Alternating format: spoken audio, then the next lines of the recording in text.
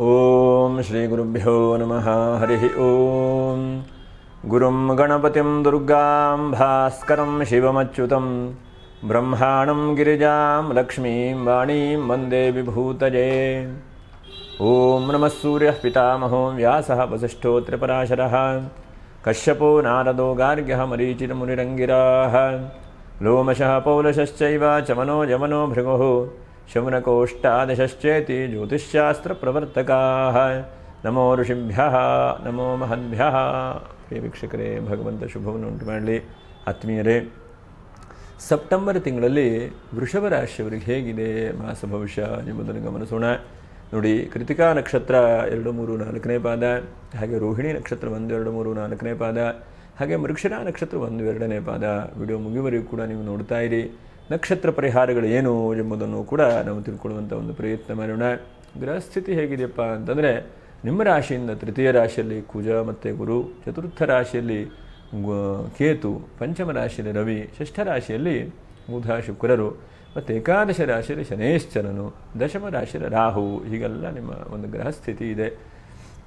ಇನ್ನು ಈ ತಿಂಗಳಲ್ಲಿ, ಸೆಪ್ಟೆಂಬರ್ ತಿಂಗಳಲ್ಲಿ ಏನಪ್ಪ ಹಬ್ಬ ಹರಿದಿನಗಳು ವಿಶೇಷ ಅಂತಂದರೆ, ಶ್ರಾವಣ ಮಾಸದ ಒಂದು ಕೊನೆಯ ದಿವಸ ಅಂದರೆ 1ನೇ ತಾರೀಕಿಗೆ ಮಂಗಳ ಗೌರಿ ವ್ರತ, 4ನೇ ತಾರೀಕು ಕೃಷ್ಣ ಜಯಂತಿ ಮತ್ತು ಕೃಷ್ಣ ಜನ್ಮಾಷ್ಟಮಿ ಅಂತಿದೆ, 5ನೇ ತಾರೀಕು ಕೊನೆಯ ಶ್ರಾವಣ ಶನಿವಾರ, 7ನೇ ತಾರೀಕಿಗೆ ಸರ್ವೇಶಾಂ ಏಕಾದಶಿ, 8ನೇ ತಾರೀಕಿಗೆ ಮಂಗಳ ಗೌರಿ ವ್ರತ, 11ನೇ ತಾರೀಕಿಗೆ ಬೆನಕನ ಅಮಾವಾಸ್ಯೆಯೂ ಕೂಡ ಇದೆ.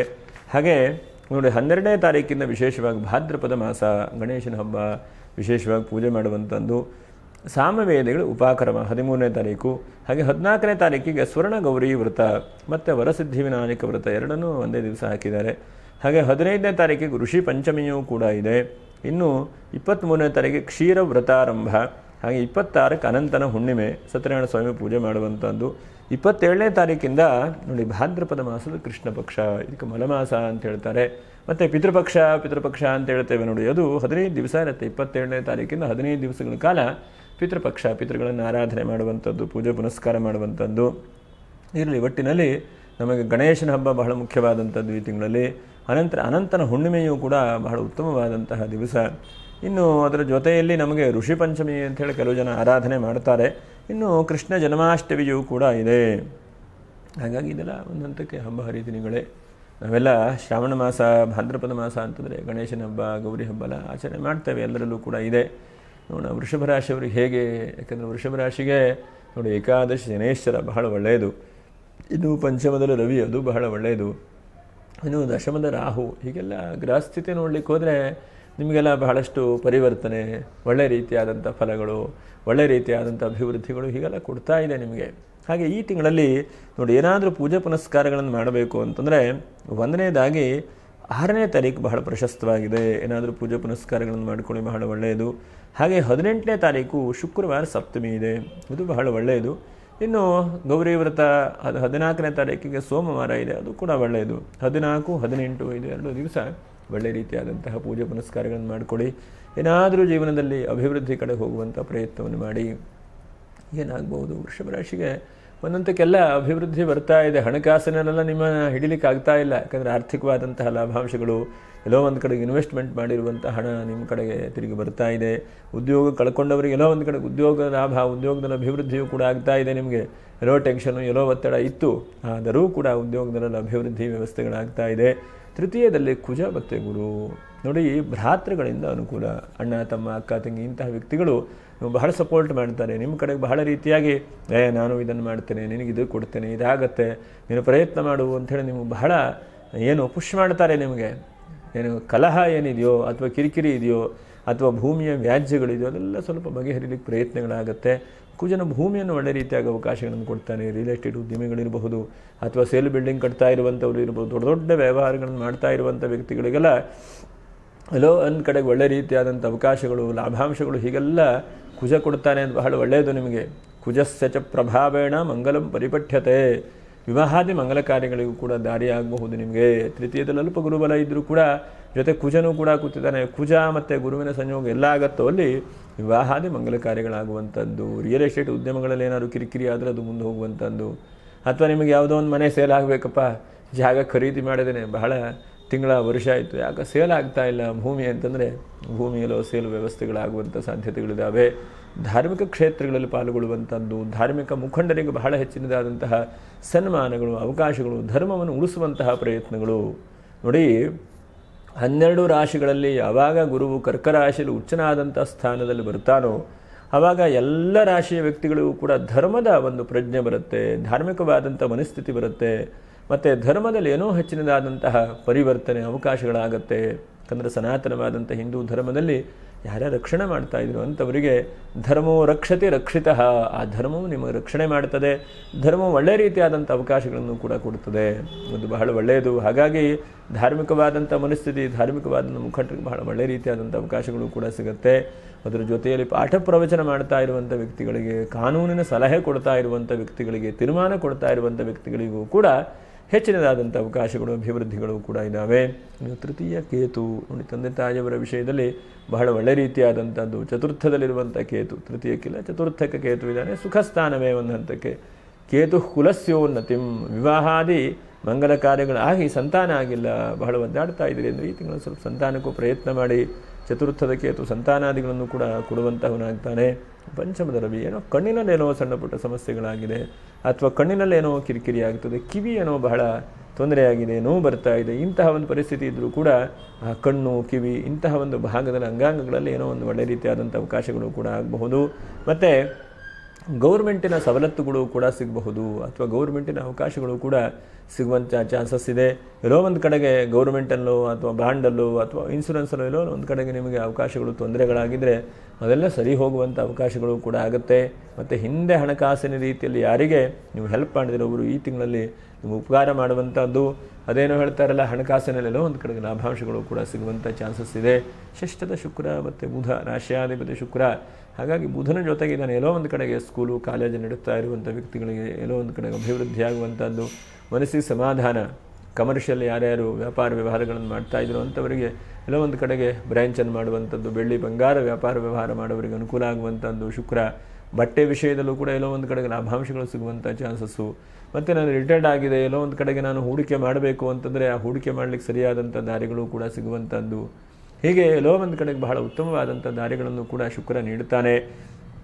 ಆದರೆ ಸ್ವಲ್ಪ ಆರೋಗ್ಯದ ವಿಷಯದಲ್ಲಿ ಸಣ್ಣ ತಕ್ಕ ಮಟ್ಟಿಗೆ ತೊಂದರೆಗಳು ಕೂಡ ಬರ್ತಾ ಇದೆ. ಹೊಟ್ಟೆಲೇನೋ ತೊಂದರೆ ಆಗ್ತಾ ಇದೆ, ತಲೆಯಲ್ಲೇನೋ ತೊಂದರೆ ಆಗ್ತಾ ಇದೆ. ಇಂತಹ ಪರಿಸ್ಥಿತಿ ಇದ್ದಾಗ ಆ ಶುಕ್ರನು ಧೈರ್ಯವನ್ನು ಕೊಡ್ತಾನೆ. 6ನೇ ರಾಶಿಯಲ್ಲಿರುವಂತಹ, ಅದಕ್ಕೆ ವೃಣರಾಶಿ ಅಂತ ಹೇಳ್ತೇವೆ. ವೃಣರಾಶಿ ಶತ್ರುಗಳ ರಾಶಿ. ಹಾಗಾಗಿ ವೃಣರಾಶಿಯಲ್ಲಿರುವಂಥ ಶುಕ್ರನು ಎಲ್ಲ ಒಂದು ಕಡೆಗೆ ನಿಮಗೆ ಧೈರ್ಯವನ್ನು ಕೂಡ ಕೊಡ್ತಾನೆ. ಯಾಕೋ ಹೊಟ್ಟೆಯಲ್ಲಿ ತೊಂದರೆ ಇದೆಯಪ್ಪ ಅಂತಂದರೆ ಯಾವುದೋ ಸಣ್ಣ ಪುಟ್ಟ ಮನೆ ಔಷಧಿ ಉಪಚಾರದಿಂದಲೇ ಗುಣ ಆಗ್ತದೆ. ಎಷ್ಟೋ ಸಲ ಇವತ್ತು ಒಂಚೂರು ತಲೆನೋವು ಬಂತು ಅಂದರೆ ಮಾತ್ರೆ ತಿನ್ನುವಂತಕ್ಕೆ ಹೋಗಿಬಿಡ್ತೇವೆ. ಹಾಗೆ ಮಾಡಲಿಕ್ಕೆ ಹೋಗಬಾರ್ದು.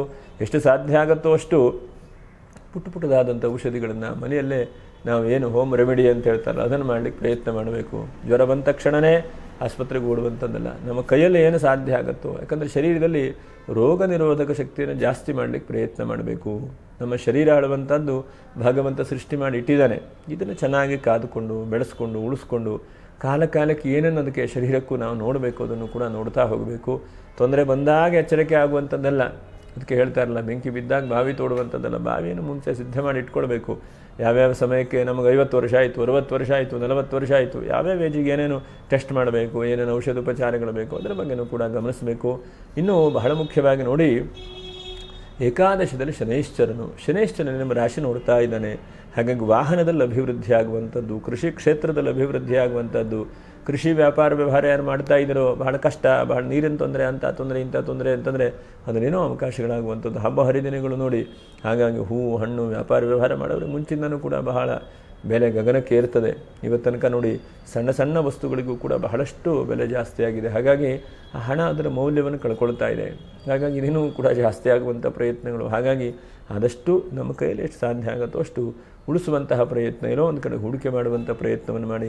ಶನೈಶ್ಚರನು ಏಕಾದಶಲ್ಲಿ ಇದ್ದಾಗ ಒಳ್ಳೆ ರೀತಿಯಾದಂತಹ ಭೂಮಿಯಲ್ಲಿ ಹೂಡಿಕೆ ಮಾಡುವಂಥದ್ದು, ಕೃಷಿ ಕ್ಷೇತ್ರವನ್ನು ಕೊಂಡುಕೊಳ್ಳುವಂಥದ್ದು, ಮತ್ತು ಲೋಹಗಳು, ವಿಶೇಷವಾಗಿ ಶನೈಶ್ವರನ ಲೋಹ ಹೇಳ್ತದೆ, ಅದರಿಂದ ಲಾಭಾಂಶಗಳು ಬರುವಂಥದ್ದು ನಾವೆಲ್ಲ ನೋಡ್ತೇವೆ. ಇವತ್ತಿನ ಕಾಲದಲ್ಲಿ ಯಾವುದೂ ಸೀಮಿತವಾಗಿ ನಿಂತ್ಕೊಂಡಿಲ್ಲ.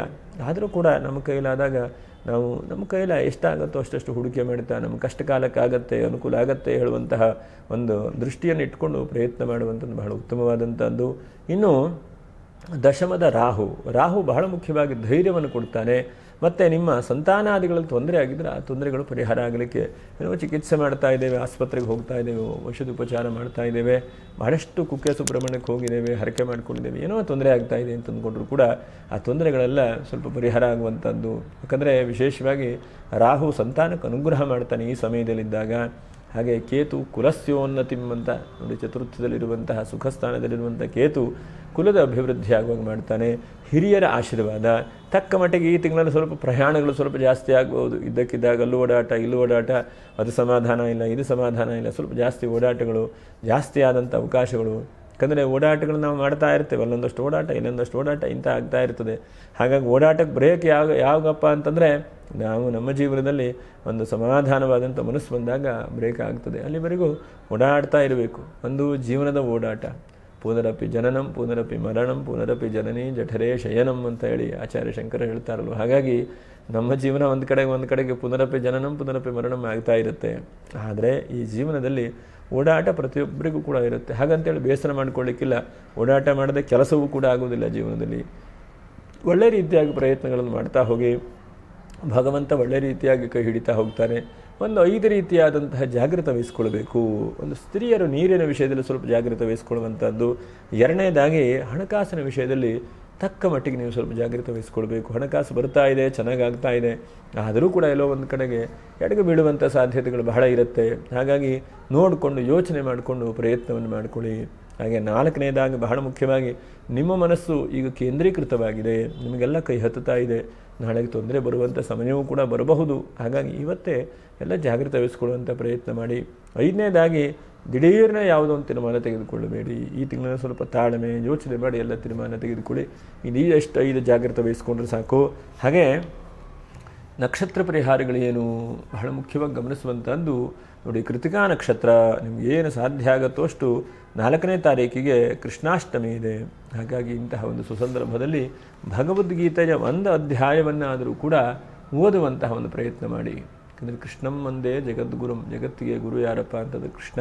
ಅಂತಹ ಆ ಕೃಷ್ಣನನ್ನು ಪ್ರಾರ್ಥನೆ ಮಾಡುವಂಥದ್ದು ಭಗವದ್ಗೀತೆಯಲ್ಲಿ ಬಹಳಷ್ಟು ಜ್ಞಾನಗಳ ಅಡಗಿದೆ. ಅಂತಹ ಜ್ಞಾನವನ್ನು ಧರ್ಮದ ಮರ್ಮ ಅಂತ ಹೇಳ್ತಾರೆ. ಆ ಮರ್ಮ ಭಗವದ್ಗೀತೆಯಲ್ಲಿದೆ. ಹಾಗಾಗಿ ಅಂತಹ ಭಗವದ್ಗೀತೆಯನ್ನು ಈ ಸಂದರ್ಭದಲ್ಲಾದರೂ ಪಠನೆ ಮಾಡುವಂಥ ಒಂದು ಪ್ರಯತ್ನವನ್ನು ಮಾಡಿ.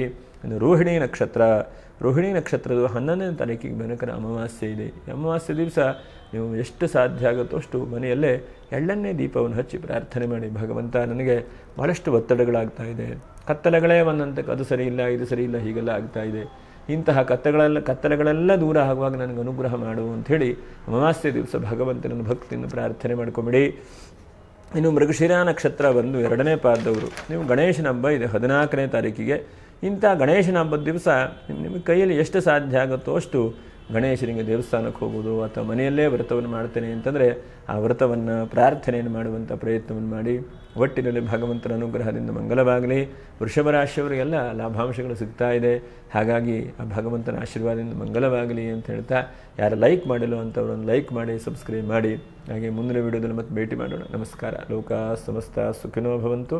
ನಮಸ್ಕಾರ.